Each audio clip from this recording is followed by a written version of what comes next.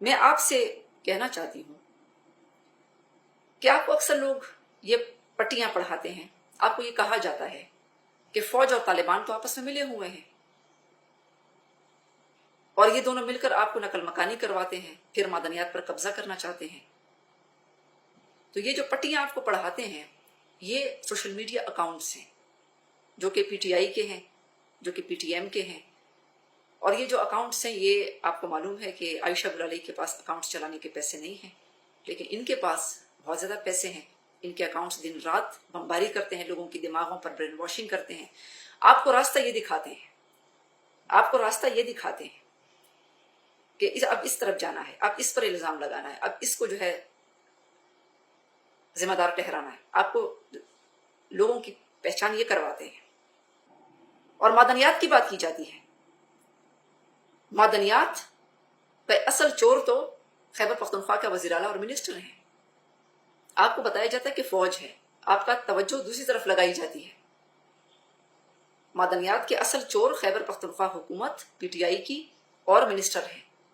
جہانگیر ترین کو گرینائٹ کے پہاڑوں کے ٹھیکے کس نے دیے؟ کیونکہ انہوں نے عمران خان اور پی ٹی آئی کے لیے کیمپینیں چلائی تھی، پیسے لگائے تھے، تو اس کے جواب میں اس کو پہاڑوں کے گرینائٹ کے پہاڑوں کے ٹھیکے کس نے دیے تھے؟ خیبر پختونخوا حکومت نے دیے تھے۔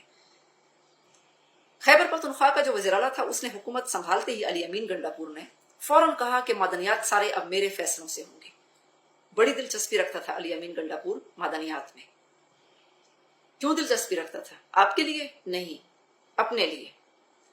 خیبر پختونخوا کے معدنیات کے منسٹر نے کن کن کو لیزیں دی پہاڑوں کی، اپنے کن رشتہ داروں کو نوازا، معدنیات کے ٹھیکے کس کو دیے، لائسنس کس کو دیے؟ آپ ذرا پوچھیں، کوشچن کریں، ان سے پوچھیں۔ آپ کے علاقوں میں منشیات کے اڈے چلائے جاتے ہیں، تیرا جو ہے وہ منشیات کا گڑھ ہے، تو فوج تو آپریشن میں غلطی سے کوئی مرے یا نہ مرے، لیکن جو تیرا جو منشیات کا اڈا ہے، انٹرنیشنل اڈا ہے، تیرا سے آپ نے کیا اپنے آپ سے بھی سوال کیا کہ یہ جو منشیات کے لوگ ہیں کیا آپ نے ان پر کبھی حملہ کیا؟ کہ آپ کیوں منشیات کے اڈے چلا رہے ہیں؟ کیوں آپ چرس، افیون اور ہیروئن یہاں سے پورے پاکستان میں سپلائی کر رہے ہیں؟ اور کیوں آپ بچوں کے قاتل ہیں؟ یہ تو بچوں کے قتل کرنے کی بات ہے۔ آپ نے کیا منشیات کے اڈوں پر، کسی نے آپ کو یہ کہا کہ ان منشیات کے اڈوں پر حملہ کریں؟ نہیں، آپ کو صرف فوج کا بتایا جاتا ہے کہ یہ فوج ہے۔ تو یہ جو کچھ سوالات ہیں یہ آپ خود بھی کریں اور خیبر پختونخوا کی حکومت سے بھی کریں، اور یہ بھی سوال کریں کہ یہ ہر طرف فوج کی بات کیوں آپ کی توجہ ادھر لگائی جاتی ہے، تاکہ اپنے سے توجہ ہٹائی جائے۔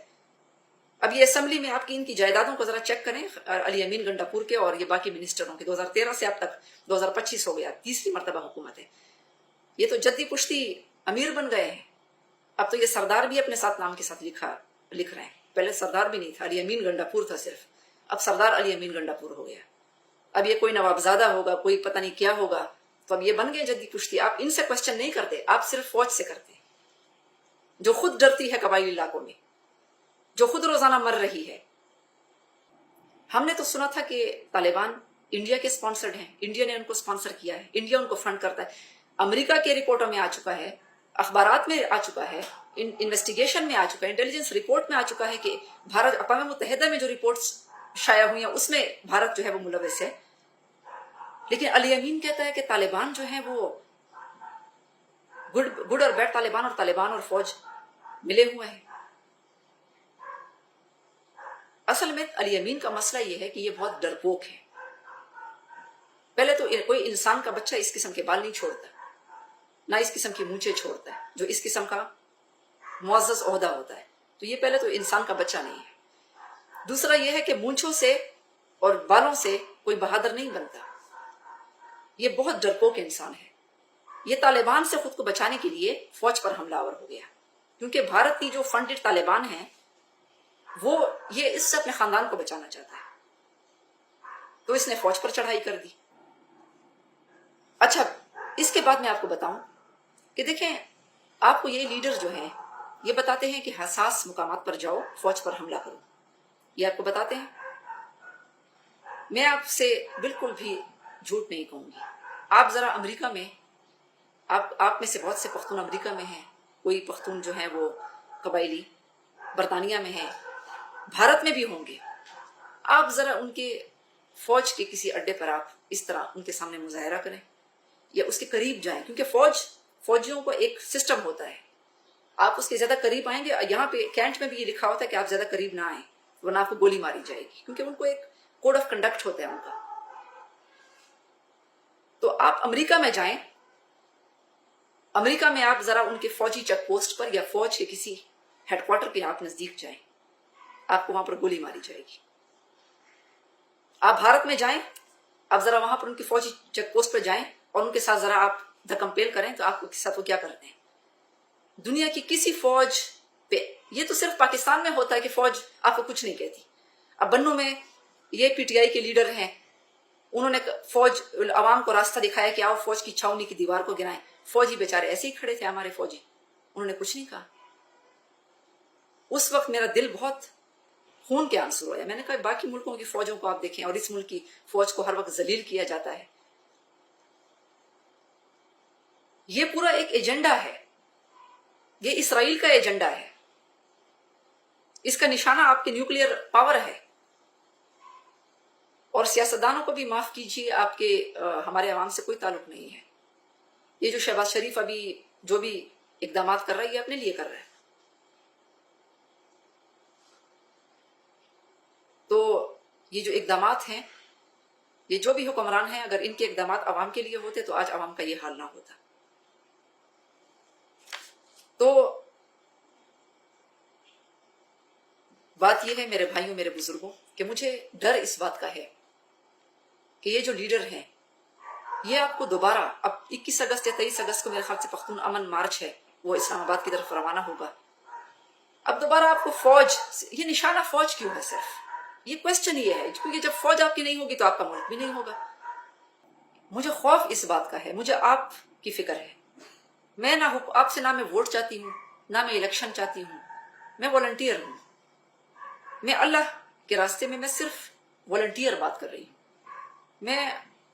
مجھے کسی سے ووٹ نہیں چاہیے. مجھے پتا ہے کہ آپ میں سے بہت سارے لوگ غصہ ہوں گے اس بات پر، لیکن آپ کو بعد میں سمجھ آئے گی ان باتوں کی. آپ کو کچھ عرصے بعد میری باتوں کی سمجھ آئے گی جب آپ غور کریں گے ان تمام میرے سوالوں پر. مجھے پتا ہے کہ آپ کو غصہ آئے گا، لیکن مجھے فکر ہے آپ کی. میں اس لیے ویڈیو بنا رہی ہوں کہ کل کو یہی لیڈر آپ کو امن مارچ میں لے جائیں گے، پھر کہیں گے آپ کو کہ اس فوجی پر حملہ کرو. تو فوجی پر جب آپ حملہ کریں گے تو وہ تو امریکہ میں بھی آپ پر فائر کرے گا. ہمارے فوجیوں نے نہیں کیا، یہ اور بات ہے. پاکستانی فوجیوں نے بہت تحمل کا مظاہرہ کیا. تو وہ جب لاشوں پر سیاست کی کوشش کریں گے، جب 2-3 لاشیں گر جائیں گی. یہی 9 مئی کا پروگرام بھی یہی تھا، لیکن 9 مئی میں فوج بالکل خاموش رہی. 9 مئی میں بھی یہی پروگرام تھا کہ فوجی اور کمانڈر گھر پہ جاؤ، ادھر جاؤ، ادھر جاؤ، کینٹ میں جاؤ. سارے کینٹ کی طرف جا رہے تھے، ان کو راستے دکھا رہے تھے.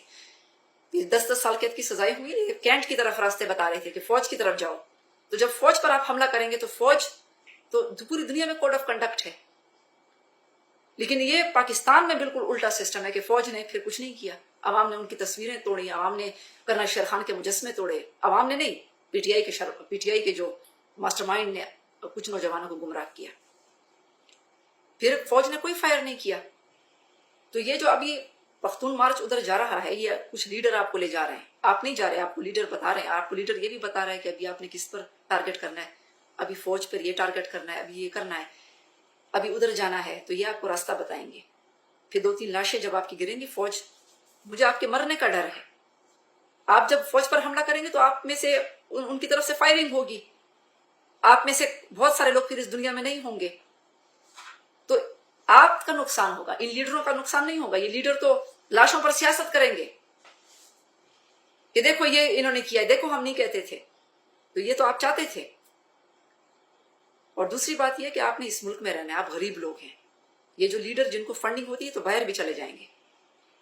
کبھی کسی لیڈر کو نقصان پہنچا ہے؟ کبھی کسی لیڈر کو ابھی تک مارا ہے، انہوں نے قتل کیا ہے؟ نہیں. آپ مارے جا رہے ہیں. تو برائے مہربانی اس بات میرے سوالوں پر سوچئے اور اس کے بعد فیصلہ کیجئے. قبائلی علاقوں میں 1 پیج پر آئیں، انٹیلیجنس شیئر کریں آرمی کے ساتھ، دہشت گردوں کو خود وہاں ادھر سے پاک کریں.